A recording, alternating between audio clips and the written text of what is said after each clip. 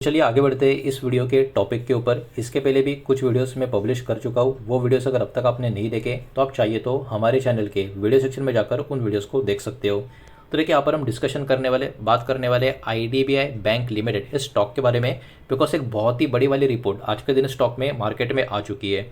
86 rupees के आसपास की क्लोजिंग है। 3% की तेजी स्टॉक में क्लोजिंग बेसिस पे देखने को मिल रही है, लेकिन इंट्राडे में स्टॉक अराउंड 5% के भी ऊपर चला गया था। 88 रुपीज़ के करीब या उसके भी ऊपर का इसका आज का ऑल टाइम का जोन भी था।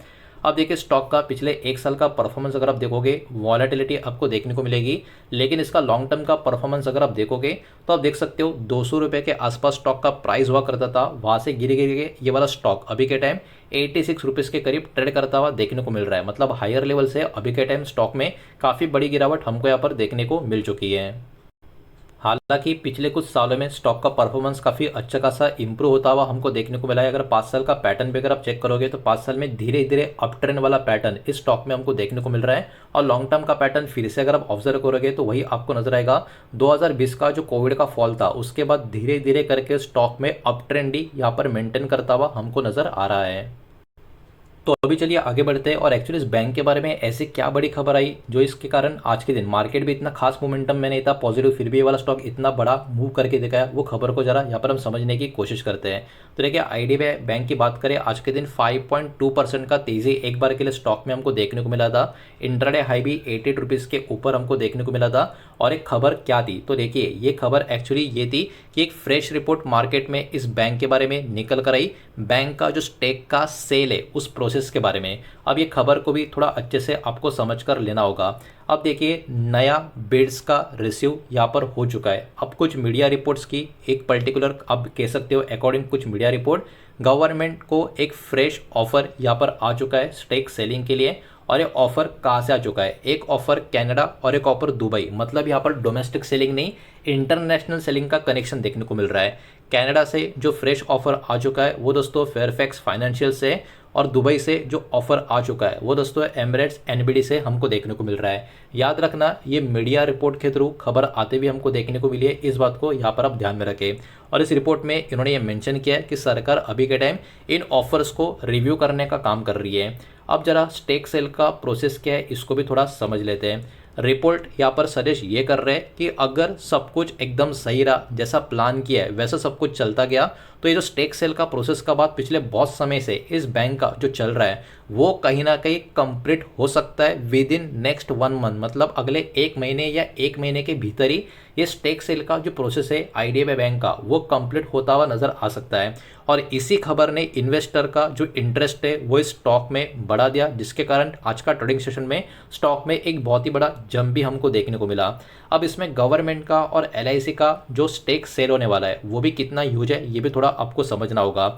गवर्नमेंट ऑफ इंडिया यानी भारत सरकार की बात करें और LIC की बात करें, दोनों मिलके प्लान कर रहे सेल करने का 60.7% का स्टेक IDBI बैंक का। तो ये काफ़ी ह्यूज नंबर आपको देखने को मिल रहा है, इस बात को यहाँ पर आप ध्यान में रखें।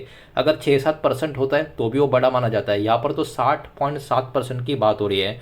और जो रॉयटर्स की रिपोर्ट निकल कर आ रही है उसमें ये बात भी इन्होंने मेंशन की है कि सीनियर गवर्नमेंट ऑफिशियल यहाँ पर डिस्कस कर रहे हैं इस प्रोसेस को।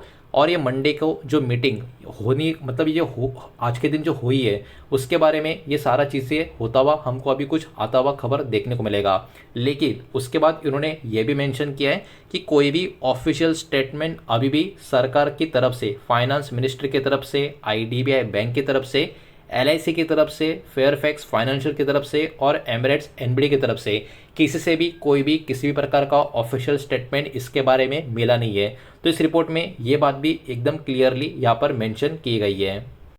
अब आगे बढ़ते हैं इस रिपोर्ट के नेक्स्ट पॉइंट की तरफ। यहाँ पर एक्चुअली ये बात भी निकल कर आ रही है, फेयरफैक्स जो है कनाडा का, ये एक्चुअली एक स्ट्रॉन्ग कंटेंडर इस पर्टिकुलर स्टेक सेलिंग के इसमें यहाँ पर माना जा रहा है। अर्लियर मतलब पहले ब्लूमबर्ग का भी एक रिपोर्ट आया था, उसमें इन्होंने भी यही मेंशन किया था कि जो फेयरफैक्स है ये कहना है कि कंसिडर किया जा सकता है one of the strongest bidder, और अभी भी यही बात निकल कर आ रही है। रिपोर्ट ये भी आता है, मतलब रिपोर्ट ये भी सामने निकल कर आ रहा है कि ऑफर जो है वो अराउंड $5 बिलियन के करीब का यहाँ पर हमको देखने को मिल रहा है। इसको इंडियन रुपीज़ में आप कन्वर्ट करके देख लो कितना ह्यूज अमाउंट आपको देखने को मिलेगा। फेयरफैक्स ने ये भी कहीं ना कहीं यहाँ पर इंडिकेशन दिया है कि कहीं ना कहीं इनका जो स्टेक है सीएसबी बैंक में, ये स्टॉक आपके अपने मार्केट में लिस्टेड भी आपको देखने को मिलेगा। तो फेयरफैक्स ने ये भी इंडिकेशन दिया है कि अगर ज़रूरत पड़ी आईडीबीआई बैंक को एक्वायर करने में तो सीएसबी बैंक का स्टेक भी ये सेल कर देंगे। तो इनके लिए कहीं ना कहीं टॉप प्रायोरिटी अभी के टाइम आईडीबीआई बैंक में अपना पोजीशन बनाने के ऊपर ही यहाँ पर नज़र आ रहा है। इसके कारण जो भी बहुत सारी चीज़ें जो एक्टिविटी होगी उसके कारण स्टॉक में ये उछाल हमको देखने को मिल रहा है। और इतना ही नहीं, फेयरफैक्स का ये जो मूव है, ये मूव एक्चुअली इस कारण भी हो सकता है बिकॉज जो आरबीआई का रूल है कि प्रमोटर जो होगा एक, वो दो अलग अलग बैंक में एज एन अपना स्टेक पर्टिकुलरली होल्ड कर नहीं सकता, उसके कारण भी ये वाला स्टेप कहीं ना कहीं फेयरफैक्स का हमको यहाँ पर देखने को मिल सकता है। लेकिन वक्त ही बताएगा कि इसमें और भी चीज़ें क्या क्या ऐड होती है या नहीं होती।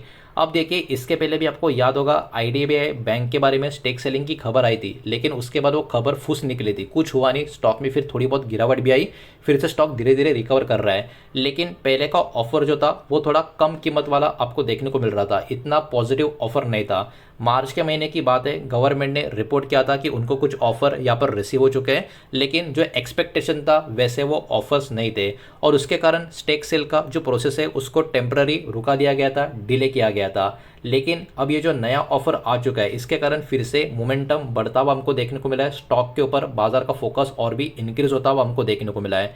अब देखिए, फिर भी अब तक भी बहुत लोगों को ये समझ में आता नहीं होगा कि फिर भी स्टॉक क्यों भागेगा, मतलब गवर्नमेंट अपना माल बेच रहा है, एलआईसी माल बेच रहा है, तो स्टॉक क्यों भागेगा। तो देखिए, अगर ये वाला स्टेक कंप्लीट हो जाता है तो आईडीबीआई बैंक को क्या मिलेगा, आईडीबीआई बैंक को एक नया स्ट्रैटेजिक इन्वेस्टर मिलेगा। अब देखिए, इतने समय से सरकार के पास, एलआईसी के पास स्टेक है, स्टॉक का परफॉर्मेंस भी कुछ ये नहीं हो रहा है, तो कंपनी अभी क्या कर रही है, बैंक क्या होगा कि नए लोगों के पास जाएगा, उन नए लोगों का थिंकिंग आगे किस तरीके से इस बैंक को लेके जाए, नए नए आइडियाज़, नया नया एक्सपोजर, एक्सपांशन, बहुत चीज़ों के ऊपर जो फोकस होगा। तो ये नया स्ट्रैटेजिक इन्वेस्टर का जो एंट्री होगा इस बैंक में, इस डील के कारण, इस स्टेक सेल के कारण, ये पर्टिकुलरली बहुत ही ह्यूज आप कह सकते हो पॉजिटिविटी अभी के टाइम इस स्टॉक के लिए, इस बैंक के लिए यहाँ पर प्ले हो रही है। तो मार्केट के जो पार्टिसिपेंट्स है इसी प्रोसेस से कनेक्टेड जो भी खबर होगी, जो भी अपडेट होगी, उसके ऊपर यहाँ पर फोकस करते रहेंगे। बिकॉज अभी बस ये रिपोर्ट के थ्रू खबर आ चुकी है, किसी भी प्रकार का ऑफिशियल अनाउंसमेंट ना सरकार की तरफ से, ना बैंक की तरफ से, ना कनाडा और दुबई के जो प्लेयर्स है उनके तरफ से अब तक आता हुआ हमको यहाँ पर देखने को मिला है। थोड़ा सा आगे बढ़ते हैं और भी कुछ डेटा इस बैंक का देखने की कोशिश करते हैं, लेकिन आगे बढ़ने से पहले वीडियो को लाइक कर देना, वीडियो को शेयर कर देना, पहली बार चैनल पर आ चुके हो तो चैनल को भी सब्सक्राइब जरूर कर देना। सबसे पहले बात करें बैंक का मार्केट कैप की, तो 93,000 करोड़ का मार्केट कैप आपको नजर आएगा, मतलब कहीं ना कहीं इसको आप लार्ज कैप बैंक भी बोल सकते हो। उसके अलावा स्टॉक का पी की बात करें तो स्टॉक का पी अभी के टाइम 10 के करीब आपको नजर आएगा। इसके सामने इंडस्ट्री का पी अगर हम देखें, इंडस्ट्री का पी 16 के करीब आपको नजर आएगा, मतलब जितना डिमांड इंडस्ट्री में चल रहा है, इस बैंक का डिमांड या स्टॉक का जो डिमांड है अभी इंडस्ट्री से नीचे की तरफ ही हमको देखने को मिल रहा है। असेट की बात करें तो देखिए, बैंकिंग सेक्टर के जो स्टॉक्स होते हैं उनका असेट तो हमेशा काफी मजबूती नजर आएगा।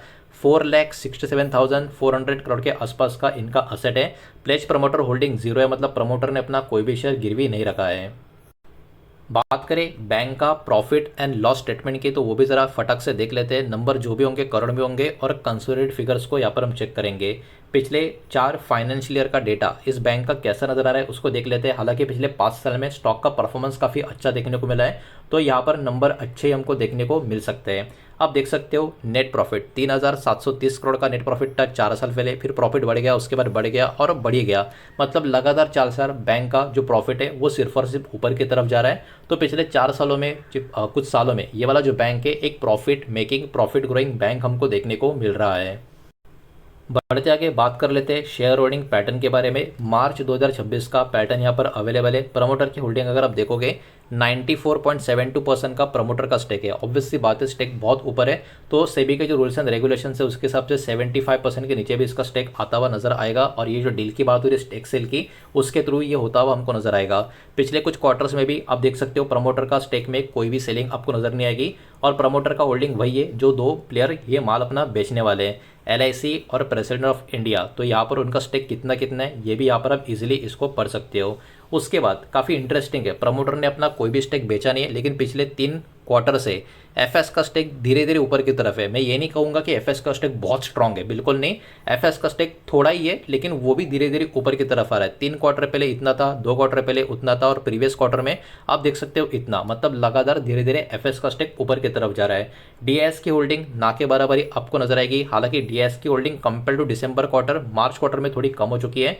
गवर्नमेंट का जो स्टेक है यहाँ पर आपको कोई खास अभी के नंबर नजर नहीं आएगा, बिकॉज ऊपर की तरफ प्रेसिडेंट ऑफ इंडिया की बहुत बड़ी होल्डिंग हमको देखने को मिली है। पब्लिक होल्डिंग भी अगर आप देखोगे तो पब्लिक होल्डिंग भी धीरे धीरे इस स्टॉक में कम होती हुई आपको नजर आएगी। बहुत बड़े अंतर में कम नहीं हो रही है, लेकिन छोटे छोटे अंतर में कम होती हुई देखने को मिल रही है। तो देखिए बात यहाँ पर एकदम सिंपल है। ये जो स्टेक सेल का रिपोर्ट आज के दिन मार्केट में इस बैंक के बारे में आ चुका है। अगर इसके ऊपर काफ़ी जल्दी जल्दी पॉजिटिव डेवलपमेंट हो गई तो स्टॉक बहुत ज़्यादा बाजार के फोकस में बना रह सकता है। और मार्च की तरह फिर से ये वाला डेवलपमेंट अगर ऐसा ही निकल गया तो ऑब्वियस सी बात है उसका उल्टा रिएक्शन भी स्टॉक में आता हुआ नजर आ सकता है। तो कहीं ना कहीं मार्केट की नज़र में, मार्केट के फोकस में इस खबर के वजह से ये वाला शेयर कुछ समय के लिए बना रह सकता है। यही रिपोर्ट आपके सामने प्रेजेंट करनी थी। जो भी डेटा मैंने आपके सामने प्रेजेंट किया सब कुछ एजुकेशनल, इन्फॉर्मेशनल, न्यूज़ पर्पज़ के हिसाब से ही है। किसी भी तरीके का इन्वेस्टमेंट का एडवाइस या स्टॉक का रिकमेंडेशन मैं आपको दे रहा नहीं हूँ, ना ही मैंने आपको दिया है। इस बात को भी यहाँ पर आप ध्यान में रखें। उम्मीद करता हूँ वीडियो समझ आया होगा, पसंद आया होगा तो वीडियो को लाइक करें, दोस्तों शेयर करें। पहली बार चैनल पर आ चुके हो तो सब्सक्राइब भी कर देना। और कोई भी स्टॉक में निवेश करने से पहले खुद की स्टडी रिसर्च जरूर करें, फाइनेंशियल एडवाइजर की सलाह जरूर लें। मिलते हैं नेक्स्ट वीडियो में, धन्यवाद।